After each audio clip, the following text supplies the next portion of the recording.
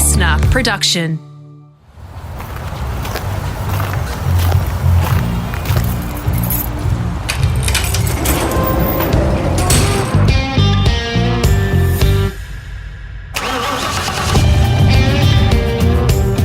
G'day, it's Rusty here. This is part 2 of my chat with Supercross legend Chad Reed. If you haven't heard part 1 already, make sure you jump back to the library and have a listen.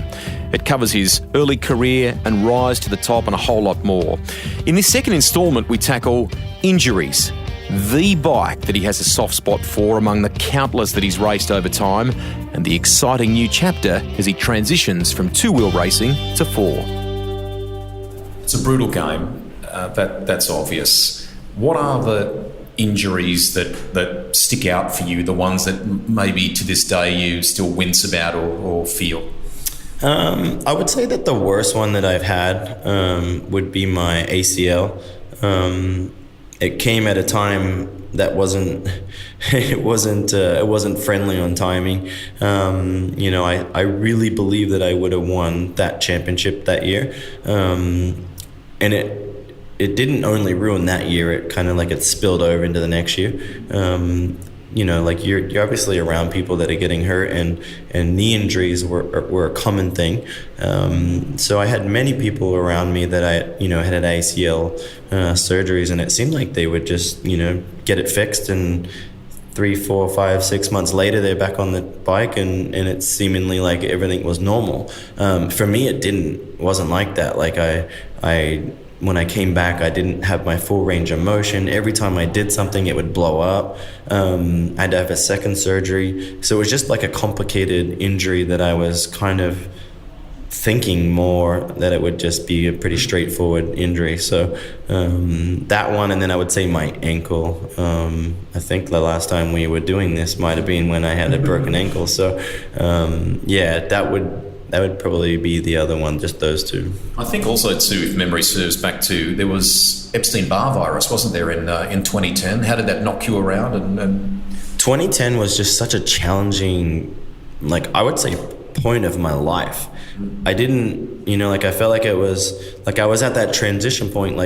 2010, was probably the closest that I came to going, I don't love this anymore, I don't know why.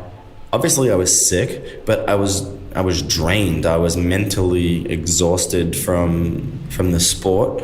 And I think that life has a way of throwing you a curveball when you think it's the worst time, but I think it becomes more clear, years down the road that in that moment, it forced me to step away. I remember at that point, I came back to Australia. I spent, I think, 6 to 8 weeks back here. Didn't even really, consider going back racing. And then I did a lot of things in the US as well to help my health and things like that. But for the most part, it was time away. And each time, and it took a long time. It wasn't like you were 1 week away and, I miss it, it was months that it took for me to start to feel okay, I feel human again. Now let's see if, racing motorcycles is in my future. So, and then as it worked out, that was, that led into Tutu Motorsports and things like that. So it was honestly what was, on the surface, the worst point of my life and career, but yet I felt like I got the most out of it. This is one I feel tough or it's difficult to ask, but you and I both can recall great Australian rider Andrew McFarlane. I can vividly recall seeing you, mate, at his funeral and the effect that it had on you and the fraternity his passing. He was a good young rider, wasn't he? Yeah, he was. Andrew was 5 years older than I was. And that obviously fell, it fell that year. So there was so many things in my life that I was, I think that as athletes, you just push these things under the rug and, you're like, that happens, don't crash, that won't happen, or it won't happen to me. But for some reason, I was so close to Andrew and his family. You know, it hit home because I had my first child that year as well. As it worked out, my child was my firstborn was born, and then literally as we were like driving in the driveway, bringing our firstborn home for the first time, I can remember it like it was yesterday, where Ellie and I got the news, and literally it just sat the baby down on the, you know, like on the steps, and like just both of us sitting on the steps, like, what just happened, you know, kind of like just the happiest part of your life to one of the saddest parts of your life, you know. So I think that hit home, and I pushed it under the rug and whatever, but it ate at me, and I think that was a contributing factor to, you know, the ongoing issues that I had in 2010. You're a proud Aussie, we know that. Over time, a little bit of American twang has crept in, a little bit of American slang, but I actually think that's really important, mate, because adopting those little kind of turns of phrase and things like that endears you to the American audience. Was it just the length of time you spent there, or was it a conscious thing? I think it was both. I think they go hand in hand. I mean, technically I've lived in America now longer than I have lived in Australia, which is crazy to think. But yeah, like for me, you know, and I put it this way, and I think it's hard for Australians to understand. But when I went to America, I'd seen people before me, and then even during my time, and the number one thing that they failed at was that they held on to Australia. And Australia was the greatest country. Australia had the best food and this, and America was terrible. The food sucks, the traffic sucks, the weather sucks, you know, like, and I was like, you know, like, I didn't necessarily have this conversation with myself, but in my opinion, I was kind of like, I can't get out of life what I want from motorcycle racing in Australia. I don't want to live in Europe. So then if I'm going to live and race and do this motorcycle thing, you know, America's where it's at. So I just embraced the culture. I embraced the American, you know, way of living. And I truly, my adult life is really, like, I would say as an Aussie, you know, or as a kid, I'm an Aussie, and as an adult, I feel like more American, because, you know, life for me as I know it as an adult is America. You know, like, I could tell you if I moved back here, there would be a lot of things that Ellie and I would have to learn about, you know, living as an adult in Aussie, because we don't know that, you know, we never paid bills, you never did all those things, you know, like, we left at 18 years old. So that was the biggest thing for me, and probably the one gray area where Aussies are really quick to comment and make a negative, you know, like, he's basically a Yankee kind of thing or whatever. And it's like, but for me, that was my only way of survival, was to embrace the culture, and I didn't want to be known as an outsider, because I don't know if you know, but there's a French guy, Jean-Michel Bale, and he was 2-time Supercross champ, and he was hated, you know, like, the Americans hated him. And so, like, I was like, I don't want to be hated. You know, like, there was that part of me where I made this conscious decision that, you know, like, I love this country, and in my opinion, I actually get the best of both worlds. I think in America, it's a beautiful country, and I get to jump on a plane and go to Australia and call it home, and it's beautiful. But while I'm here, I really want to be embraced, and people like me. So then, yeah, that was kind of my outlook on the whole thing. And the rationale is one I can understand and agree with. To me, it makes absolute sense, mate. In that last 12 months since you and I spoke, there's been a couple of posts that you've done with various things for sale around the ranch, the CR22 compound in Florida and things. That looks like heaven, mate. Has that been hard to sort of come to that point and do those things? You know, it was heaven once upon a time. Florida, I love Florida. You know, like, I really enjoyed living in Florida. But over the years, as my kids became a little older and want to start being more active, Florida's brutal. It's like northern Queensland, you know, like, it's just hot and humid always. And so Ellie and I were ready for a change of pace. I don't use the tracks to their fullest, need of what they once upon a time were. It was time to let go. Like my go-kart track and the freedom that the 70 acres provided over 15 years was amazing, and I truly built my dream, my place of my dreams, basically, like your tracks and your go-kart track. And Ellie would be like, why are we spending all this money on a go-kart track? And I'm like, why would you not spend all that money on a go-kart track? And so it really was amazing. And I sold my house, still have my property, so it actually technically I still own it, but in the process of trying to sell it. We're recording in a room underneath Marvel Stadium in Melbourne, where they are currently building outside there an epic looking track for Aussies that have dreamed of seeing you race stateside, mate, and some of the amazing venues that you go to there. They've brought that down under, haven't they? And you have hoped for this day to come. There's been some great events before, but to go to this next level is a huge thing, isn't it? Yeah, it really is. And I feel like I've tried to contribute in every way possible. Even when you go back 10 years when I did, what do they call it? The AusX Open series back then. It was their version of it, but it was a series that I was heavily involved with Mike Pora. And it didn't, it was great. And we went all over Aussie. We went to bigger venues than they had, but we didn't really achieve what they're achieving this weekend. Like this event as a one-off event, I really believe it's going to be one of the pinnacle of the sport, and I think it'll be equal to any American Supercross. So I feel blessed and really proud to kind of be here and be able to kind of embrace a pretty special weekend. So will it be your last time racing down under in Supercross? It won't be my last time racing here, but it will be my final race as a full-time athlete racing. 2020 will be my final season in Supercross in America, but I do want to come back and race.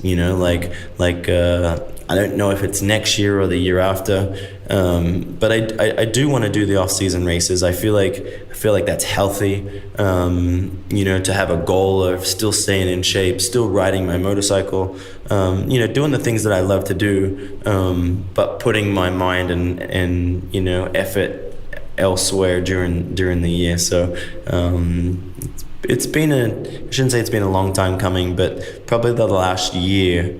This has been building, and I feel like this is the perfect. Like if I was to say, hey, I want to retire here, and this is how I want to do it, I don't know that you could plan it any better. How tough was it to arrive at that decision, and when did it come in your mind?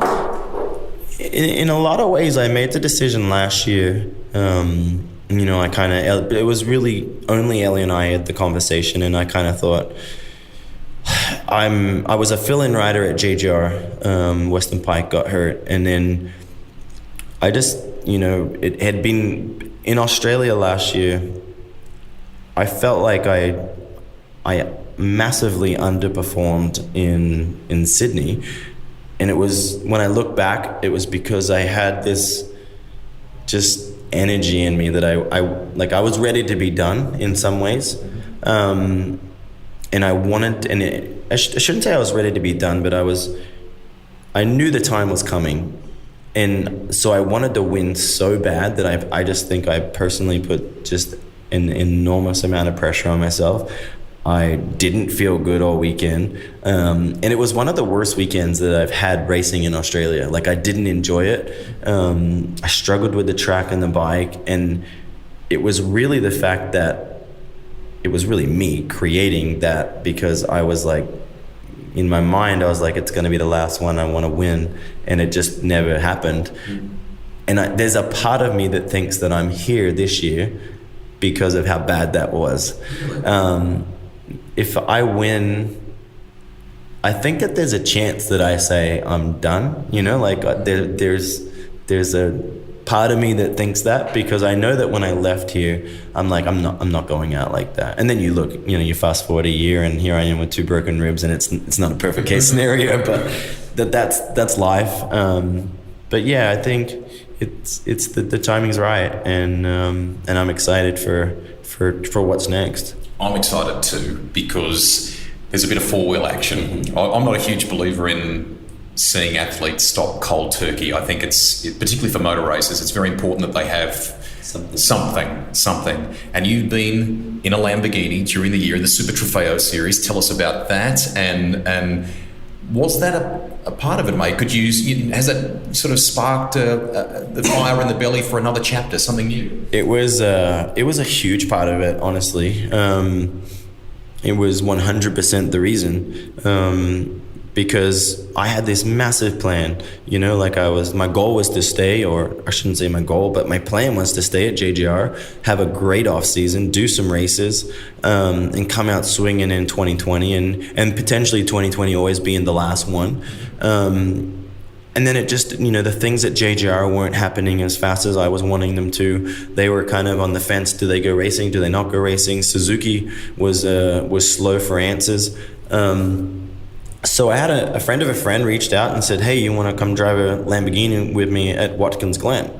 And it's kind of like, I'd never been to Watkins Glen, but obviously being the fan of motorsport that I am, I was very aware of, the heritage and the history there. And I'm like, yeah, why not? I mean, why wouldn't I? So I jumped on a plane, went to Vegas. Essentially, it was a test / approval for my license, and passed that and went racing the next weekend. And there we went. I raced Pro-Am, and I think we went 3-2. And then it was kind of like, okay, that was fun. That was really cool. And the Glen was a pretty challenging track. Like the S's I struggled with. I was competitive, but there was I left there kind of feeling like I left a lot there, and feeling like I wanted to, more opportunity to learn, and one thing led to another, and then he asked me if I would race the rest of the series and do the World Championship race in Jerez, Spain. So I'm like, perfect, let's do this. As long story short, won a bunch of races.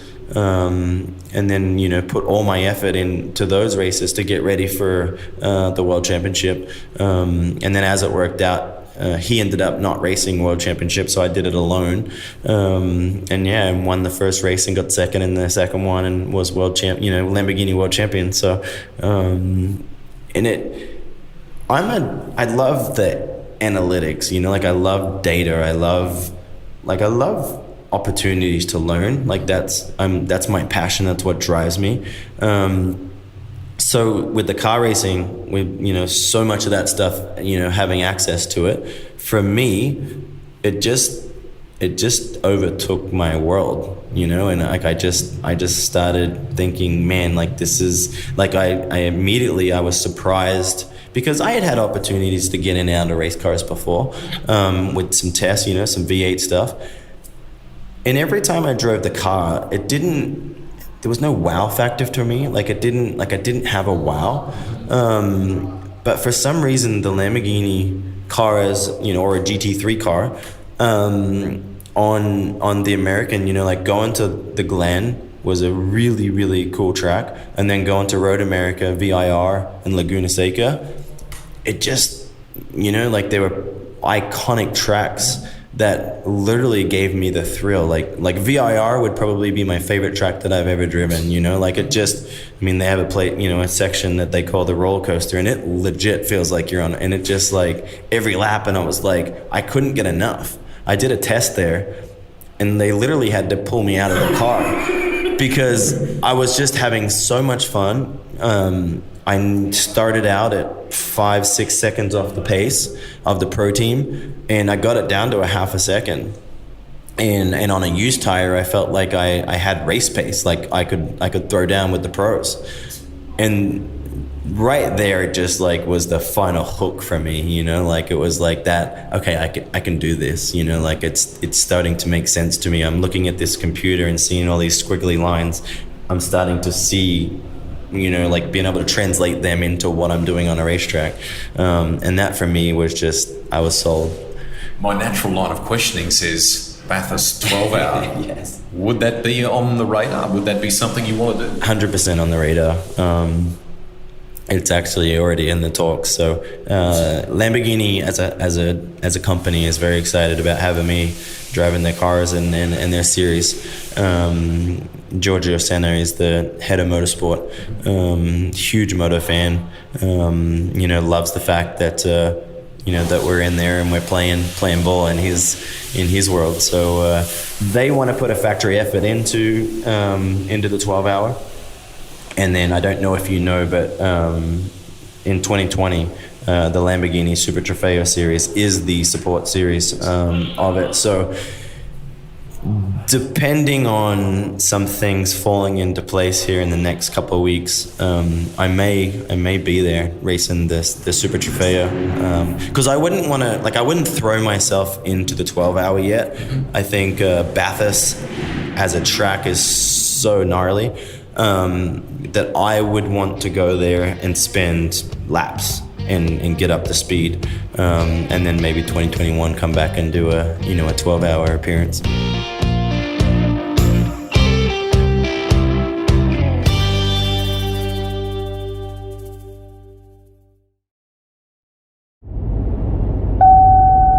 Manufacturing magnate Italian Ferruccio Lamborghini founded the company in 1963 with the objective of producing a refined Grand Touring car to compete with Ferrari. The company's first models, such as the 350 GT, were released in the mid-1960s and were noted for their refinement, power and comfort.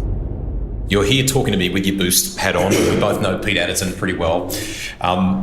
A little birdie tells me during the year, had it not been for injury, you may have also tested a Gary Rogers Motorsport Commodore. Is that true? Were you planning at some point to come out and drive a supercar again? Yeah, I was, and that actually was the case last year when they were Walkinshaw. We actually had it all planned, and I was going to drive it at Sydney Motor Speedway, or Motor Park, or whatever it's called these days, Eastern Creek. That's us showing our age. Yeah. And then unfortunately the dates and times and scheduling it kind of fell away from us. And then this year I was really wanting to get it, but I would have loved to have done it because, you know, like I feel like I have a better, newer perspective of cars. So yeah, it would be fun to get back in a supercar. Iron Man of Supercross, mate. Record holder for all-time starts and podiums in AMA Supercross history. What the heck is the tally now? It's massive, isn't it? 249. So the next one, it's a big one. You know, I think that 250 is quite a number. So I'm excited for, you know, what will be the next one, which will be 250. But then what comes with that? You know, the fact that the announcement of, hey, this is real now. I've announced it to the world. It's going to be my last run. So it's a special one. And yeah, I mean, all the numbers for me are just what you look at, you know, when it's all said and done. What do you reckon the secret to your longevity is? I mean, you recounted there before 2010 being such a difficult year and, you know, contemplating was that it. Coming back from that just shows the character of you and the competitive spirit you have, mate. What's the secret? The secret would be the sheer passion and love of racing for me is probably the key thing. I would say one of the biggest things for me is that I was always able to, how would I say it? Like, I was always able to, like, it was important for me at the end of a series to kind of go off the grid a little bit. And I never really went off the grid. I came to Australia, or I stayed in Florida, and it's like I didn't live an athletic lifestyle, and I put on weight and I did all these things that athletes shouldn't do. But it was kind of like that grounding effect where you feel human, you know, because I always say that you're human first, athlete second. And I think people take that for granted, and they don't really understand how hard it is to be an athlete and, count calories and working out and doing this, doing that, getting pulled here, getting pulled there. And I just think that, later in my career or midway through my career, I just was like, this is unsustainable for me, like what happened to Ricky. I guess I learned from Ricky. Like, I kind of seen how just regimented and stiff it seemed from the outside looking in. And I just said that I can't be that guy. Like, I need to find balance. And I was lucky that I found that. That's a cool little lesson for lots of people listening. In the last 12 months, we saw Mick Doohan ride one of the moto e-bikes at Phillip Island. He did some laps there. I didn't know that, actually. Yeah. What is it about, the whole automotive world is embracing, electric in so many ways. What do you think about that? Whether it's 4-stroke, 2-stroke, fans love the sound, the smell, the whole notion of electric. What do you think about that? Yeah, I'm on the fence, and I'm a bit of both. Like, I love the electric side of it. Like, the tech, as somebody who has 3 kids, mm-hmm. If there was, which they're coming, and there actually is some, KTM makes some amazing new electric bikes. Mm-hmm. I love it. Like, I think that all 3 of my children, I would love them to ride electric bikes as avid motorcycle fans. Okay. Racing, I have a completely different view. I hate it. Like, I have been to an event and I've seen the Moto e-bike, and it's just like, I hate everything about it. It's quiet. When I go to MotoGP, it's the noise. When you're standing there and they go by you, it's not the speed, it's the sheer, you can feel it in your heart. Absolutely. And I think taking that away from racing will be really, really hard. So at a racing level, I hope it never is successful. But as a fan of, going and riding through the trails and being able to, have bigger and better opportunities for, like, in the downtown areas or the forest, areas that motorcycles are getting shut out of, and that opening back up, I'm fully on board, and I would love it. And I would personally love a bike that I could ride and take my kids and family on in electric vehicles. Couple to finish on. What's the bike from your entire time of racing? Could have been when you were a youngster, could have been a title-winning bike. The one that you go to sleep and dream of. Tell me about that bike. What is the bike? And a bit more about it. Share that with the audience. I have 3 motorcycles that I've loved. 2004 252 stroke. Probably the most amazing 2-stroke ever built.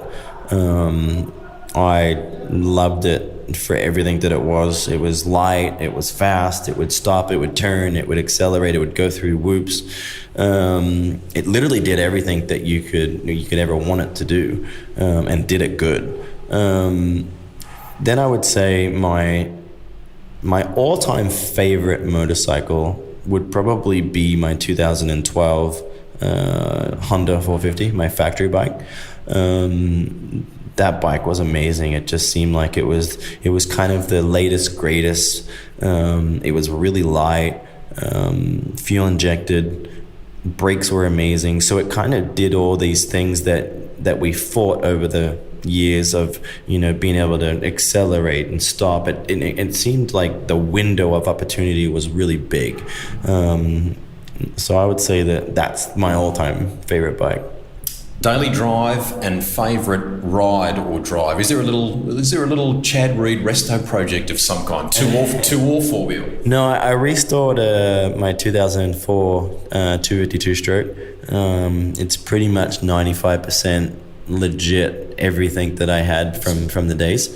And yeah, I'm not a restore guy. I'm pretty simple on cars. Right now, I just drive a Ford Raptor. The full-size version. Beautiful.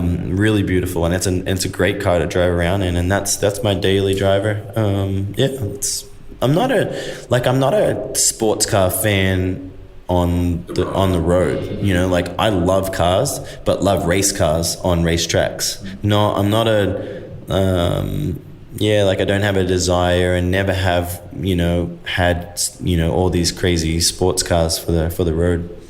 Very recently, Jorge Lorenzo announced his retirement from MotoGP. He said, I think, his words were like he's free. There's a sense of freedom. You've announced here, we've just covered a bit of it in the podcast, and obviously 2020 is going to be a big year in many regards, made stateside as well. Are you free? Not yet. I feel free today. Because you've spoken about it for the first time? I've spoken about it, and I think that tomorrow will be, it'll hit home tomorrow. Like, I know that when I watch that video and I have to go wherever it is on the racetrack and actually talk to the people, I'm sure that there'll be some held back tears, or maybe they'll just flow. But I already feel freer, like I feel like I had a headache all day and my headache's gone. Because you were scared to talk about it? Why? I was scared, because it's your everything. That's, like you're basically, it's coming to an end, and it's, you're telling the world, and it's like, you feel like you've almost been carrying this secret within yourself. Like I had to tell Ellie multiple times, like even like a lot of people probably don't understand that, but like she's been along for the ride the whole time too. And a couple of times I was like, I'm done, like this will be the last year.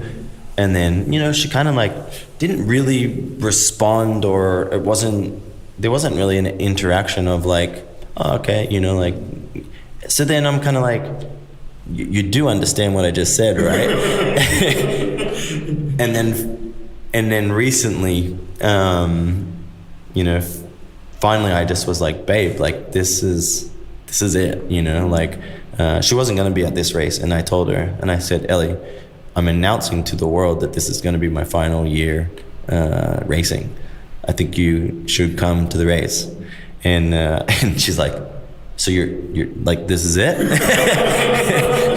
So it was funny.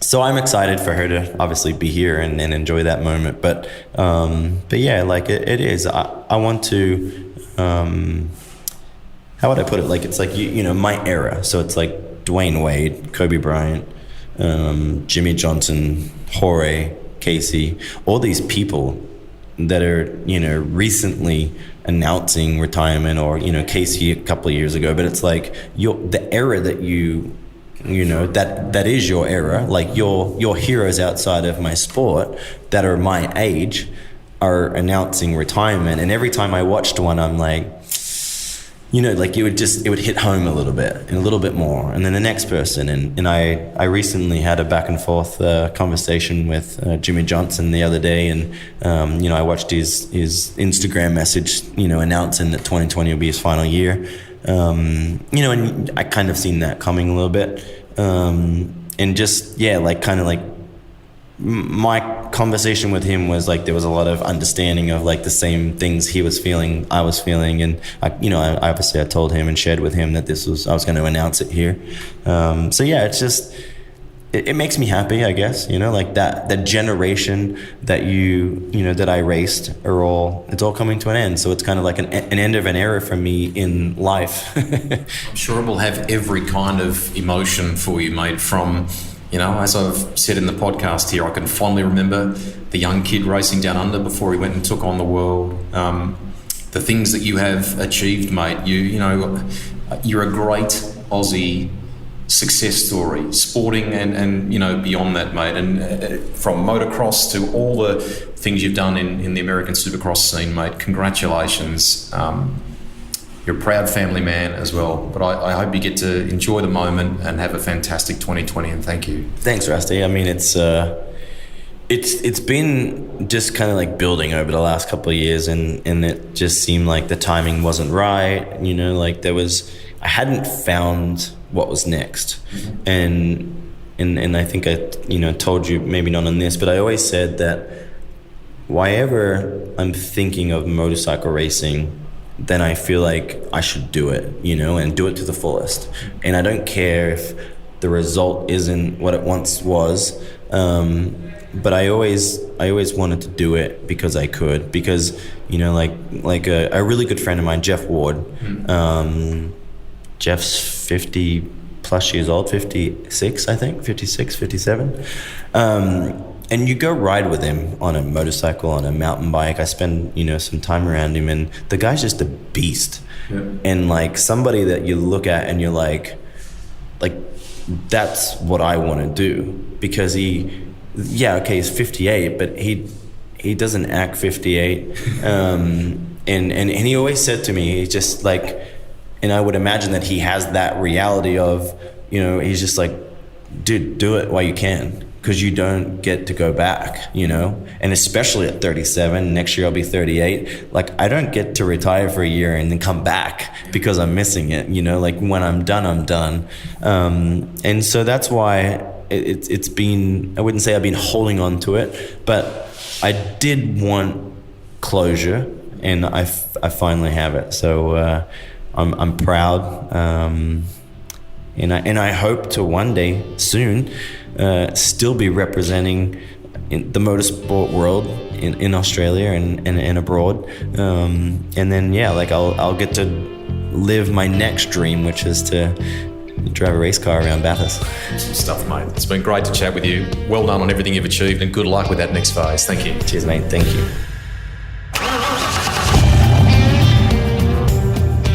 Rusty's Garage is written and presented by me, Greg Rust. Series producer and editor is Alex Mitchell. Audio production by Darcy Thompson.